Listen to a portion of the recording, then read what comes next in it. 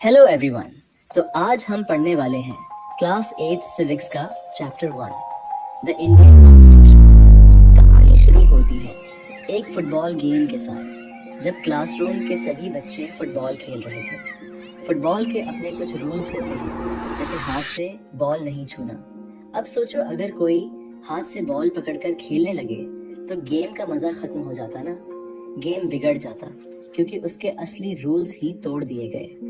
वैसे ही एक देश को प्रॉपरली रन करने के लिए भी कुछ रूल्स होते हैं, और इन रूल्स को कहते हैं कॉन्स्टिट्यूशन। जैसे फुटबॉल बिना रूल्स के नहीं खेला जा सकता, वैसे ही एक देश भी कॉन्स्टिट्यूशन के बिना नहीं चल सकता। कॉन्स्टिट्यूशन एक रिटन रूल बुक होती है, जिसमें डिसाइड होता है कि देश कैसे चलेगा, लोगों के क्या राइट्स होंगे, और लीडर्स को अपनी पावर कैसे यूज करनी चाहिए। तो अब तक हमने फुटबॉल के एग्जाम्पल से समझा कि कॉन्स्टिट्यूशन एक सेट ऑफ रूल्स है जो हमें बताता है कि देश कैसे चलेगा। तो अब हम बढ़ते हैं हमारे अगले टॉपिक की ओर और जानते हैं आखिरकार किसी भी देश को कॉन्स्टिट्यूशन की जरूरत क्यों होती है। Why does a country need a constitution? सोचो, एक क्लासरूम है जहाँ एक लड़का सुरेश मॉनिटर बना हुआ है, लेकिन वो अपनी पावर का गलत यूज करता है। टीचर ने उसे क्लास संभालने को बोला, लेकिन उसने बिना वजह एक स्टूडेंट अनिल को पनिश कर दिया, क्योंकि वो उसे पसंद नहीं था। अब अगर कोई रूल ही नहीं होता मॉनिटर के बिहेवियर के लिए, तो वो किसी को भी गलत तरीके से ट्रीट कर सकता था। इसलिए कॉन्स्टिट्यूशन हमें प्रोटेक्ट करता है ऐसे मिसयूज ऑफ पावर से। तो कॉन्स्टिट्यूशन क्यों जरूरी है? इसकी सबसे पहली वजह है क्योंकि ये हमें पावर के मिसयूज से बचाता है। अब जानते हैं कॉन्स्टिट्यूशन क्यों जरूरी है। इसकी दूसरी वजह, it protects the interests of minorities. एक क्लास में जब भी स्पोर्ट्स पीरियड आता, टीचर सभी से पूछते, बताओ तुम्हें क्या खेलना है। अब क्योंकि बॉयज की मेजॉरिटी ज्यादा थी, इसलिए हर बार वो वोटिंग जीत जाते और उन्हीं की गेम चुनी जाती, क्रिकेट। लेकिन गर्ल्स जो बॉयज से कम थी, वो बास्केटबॉल खेलना चाहती थी, पर उनकी कभी सुनवाई ही नहीं होती। तो जब मेजॉरिटी अपने फैसले माइनॉरिटी पर थोपती है, उसे कहते हैं tyranny of the majority. Constitution ये भी रोकता है ताकि सबकी सुनवाई हो। तो कॉन्स्टिट्यूशन क्यों जरूरी है? इसकी दूसरी वजह है क्योंकि ये माइनॉरिटी के इंटरेस्ट को प्रोटेक्ट करता है। अब जानते हैं कॉन्स्टिट्यूशन क्यों जरूरी है। इसकी तीसरी वजह, it protects us from taking decisions which are harmful in long term. एक और एग्जांपल देखते हैं। एक लड़की शबनम पढ़ाई कर रही थी क्योंकि कल उसका टेस्ट था, लेकिन उसके पेरेंट्स टीवी देख रहे थे, तो उसका भी दिल करने लगा। लेकिन उसने सोचा कि अगर मैं अभी टीवी देखने लगी तो कल फेल हो जाऊंगी, इसलिए उसने टीवी ही बंद कर दिया। इसी तरह कॉन्स्टिट्यूशन भी हमें गलत डिसीजंस लेने से बचाता है और फ्यूचर के लिए सेफ रखता है। तो इस टॉपिक में हमने ये सीखा कि कॉन्स्टिट्यूशन सिर्फ सरकार चलाने के लिए नहीं, बल्कि हमें खुद से भी बचाने के लिए होता है। तो कॉन्स्टिट्यूशन क्यों जरूरी है? इसकी तीसरी वजह है क्योंकि ये हमें गलत डिसीजंस से बचाता है। तो हमारे इस टॉपिक में हमने ये जाना कि कॉन्स्टिट्यूशन क्यों इम्पोर्टेंट है, जिसकी पहली वजह है यह हमें पावर के मिसयूज से बचाता है। दूसरी वजह है यह माइनॉरिटीज के इंटरेस्ट को प्रोटेक्ट करता है, और आखिर में तीसरी वजह है यह हमें गलत डिसीजन लेने से बचाता है। तो अभी तक हमने जाना कि कॉन्स्टिट्यूशन क्या होता है और इसकी जरूरत क्यों है। तो चलो बढ़ते हैं हमारे अगले टॉपिक की ओर, जानते हैं कॉन्स्टिट्यूशन के की features, the Indian constitution and it's की फीचर्स। पिछले टॉपिक में हमने देखा कि कॉन्स्टिट्यूशन क्यों जरूरी है, लेकिन जब इंडिया आजाद होने वाला था तब सवाल ये था कि हमारा नया देश किस रूल से चलेगा। तो 1946 में 300 लोगों की एक टीम बनी जिसका नाम था कॉन्स्टिट्यूएंट असेंबली। उन्होंने डिसाइड किया कि एक नई कॉन्स्टिट्यूशन बनाएंगे जो आजाद भारत के सब लोगों को इक्वल समझेगी। उस समय इंडिया में अलग अलग भाषा, रिलीजन और कल्चर के लोग रहते थे, जिनके बीच काफी कॉन्फ्लिक्ट्स थे। यहाँ तक कि इंडिया और पाकिस्तान का पार्टीशन भी होने वाला था। लोग परेशान थे। फिर भी इन लीडर्स ने मिलकर एक कॉन्स्टिट्यूशन बनाई जो यूनिटी को भी संभाले और डाइवर्सिटी को भी रिस्पेक्ट करे। उन्होंने सोचा कि एक स्ट्रॉन्ग डेमोक्रेसी बनानी है जिसमें सबको बराबर का हक हो।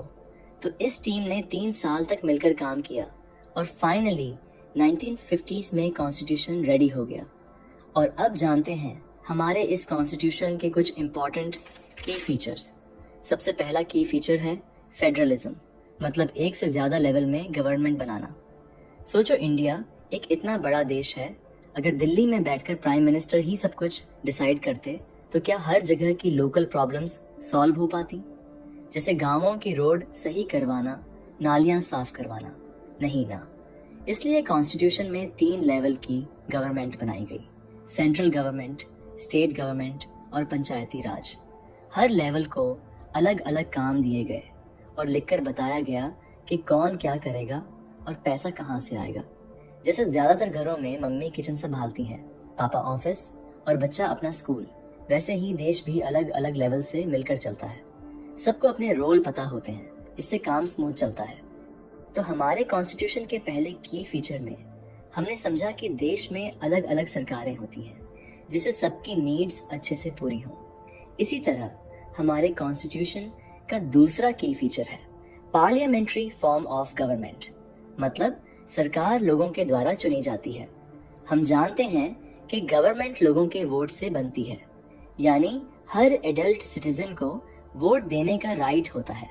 इसे कहते हैं यूनिवर्सल एडल्ट फ्रेंचाइज, मतलब कोई भी मैच्योर आदमी या औरत, चाहे किसी भी कास्ट, रिलीजन या बैकग्राउंड से हो, वोट दे सकता है। और सिर्फ वोट नहीं, वो खुद भी इलेक्शन लड़ सकता है। इससे लोगों में रिस्पॉन्सिबिलिटी का एहसास आता है और लीडर्स भी अकाउंटेबल रहते हैं, क्योंकि अगर वो गलत काम करें तो नेक्स्ट टाइम उन्हें वोट नहीं मिलेगा और वो इलेक्शन हार जाएंगे। यानी असली पावर लोगों के हाथ में होती है, लीडर्स के हाथ में नहीं। तो हमारे कॉन्स्टिट्यूशन के दूसरे की फीचर में हमने जाना कॉन्स्टिट्यूशन के अंदर गवर्नमेंट लोगों के द्वारा चुनी जाती है और इसी वजह से असली पावर लीडर्स के हाथ में नहीं, लोगों के हाथ में होती है। और अब हम जानते हैं हमारे कॉन्स्टिट्यूशन का तीसरा की पॉइंट, जो है सेपरेशन ऑफ पावर्स, मतलब पावर का बंटवारा। सोचो, अगर किसी स्कूल में प्रिंसिपल ही टीचर भी हो और एग्जाम भी वही चेक करे, क्या वो फेयर होगा? नहीं ना। वैसे ही देश में भी पावर को डिवाइड करना जरूरी है। इसलिए कॉन्स्टिट्यूशन में पावर को 3 पार्ट्स में डिवाइड किया गया है। पहला लेजिस्लेचर, जो लॉ बनाता है, दूसरा एग्जीक्यूटिव, जो लॉ को इम्प्लीमेंट करता है, और तीसरा जुडिशरी, जो लॉ फॉलो नहीं होने पर सजा सुनाता है। हर पार्ट एक दूसरे को चेक करता है ताकि कोई भी अपनी पावर का गलत यूज न कर सके। ये सिस्टम पावर को बैलेंस करता है। तो हमारे कॉन्स्टिट्यूशन के तीसरे की फीचर में हमने जाना पावर डिवाइड होने से देश में बैलेंस बना रहता है। अब बढ़ते हैं हमारे कॉन्स्टिट्यूशन के सबसे इम्पोर्टेंट की फीचर की ओर, जिसका नाम है फंडामेंटल राइट्स। ब्रिटिश रूल के टाइम लोगों के साथ बहुत गलत होता था, इसलिए कॉन्स्टिट्यूशन में लिखा गया कि हर सिटीजन के कुछ बेसिक राइट्स होंगे जिन्हें फंडामेंटल राइट्स कहा जाता है। फंडामेंटल राइट्स में टोटल 6 राइट्स है। पहली राइट है राइट टू इक्वालिटी, मतलब कॉन्स्टिट्यूशन के सामने सब बराबर हैं, फिर चाहे वो किसी भी रिलीजन, जेंडर या कास्ट का हो। दूसरी राइट है राइट टू फ्रीडम, मतलब आप कुछ भी बोल सकते हो, फ्रीली पूरे देश में कहीं भी रह सकते हो या कोई भी जॉब या बिजनेस कर सकते हो। तीसरी राइट है राइट अगेंस्ट एक्सप्लॉयटेशन, मतलब कोई भी आपको एक्सप्लॉयट नहीं कर सकता। जैसे किसी भी इंसान को या उसके बॉडी पार्ट्स को बेचा नहीं जा सकता, जिसे ह्यूमन ट्रैफिकिंग कहते हैं, या किसी से फोर्सफुली काम नहीं करवा सकते। इसी तरह चौथी राइट है right to freedom of religion, मतलब अपने धर्म को फ्रीली फॉलो करने का अधिकार। मतलब जो भी रिलीजन आपको अच्छा लगे आप उसे फ्रीली परस्यू कर सकते हो। पांचवी राइट है कल्चरल एंड एजुकेशनल राइट्स, मतलब अपने कल्चर को प्रोटेक्ट करने का अधिकार। इसके अंदर सभी माइनॉरिटीज अपने रिलीजन को प्रोटेक्ट और स्प्रेड करने के लिए अपने स्कूल्स या इंस्टीट्यूशंस खोल सकती हैं, जिनमें एजुकेशन के साथ साथ उनके रिलीजन की भी जानकारी दी जाती हो। और आखिरकार छठवीं राइट है राइट टू कॉन्स्टिट्यूशनल रेमेडीज, मतलब अगर कोई इन पांचों में से आपकी किसी भी राइट को छीनता है तो आप कोर्ट में केस फाइल कर सकते हो। हमारी ये छठवीं right, right to constitutional remedies, सभी फंडामेंटल राइट्स की बैकबोन है। ये इंश्योर करती है कि फंडामेंटल राइट्स सिर्फ पेपर पर ना हो।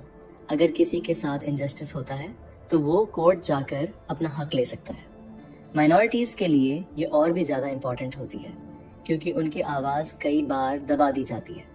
तो अब तक हमने कॉन्स्टिट्यूशन के 4 की फीचर्स को जाना।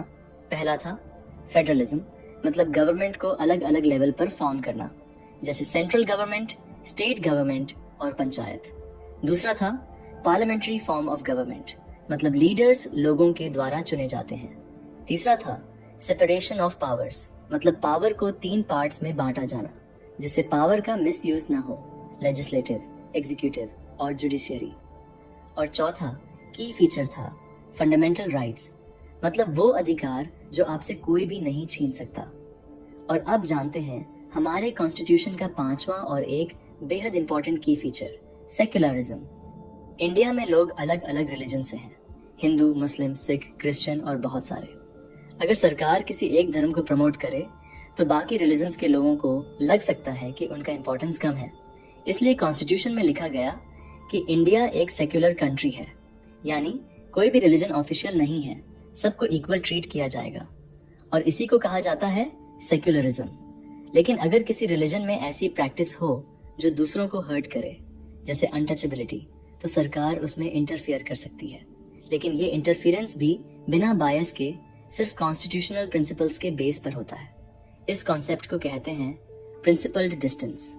तो बस इसी के साथ खत्म होता है हमारा ये प्यारा सा चैप्टर। मिलते हैं अगली वीडियो में अगले चैप्टर के साथ, और तब तक के लिए दीजिए मुझे इजाजत। नमस्कार।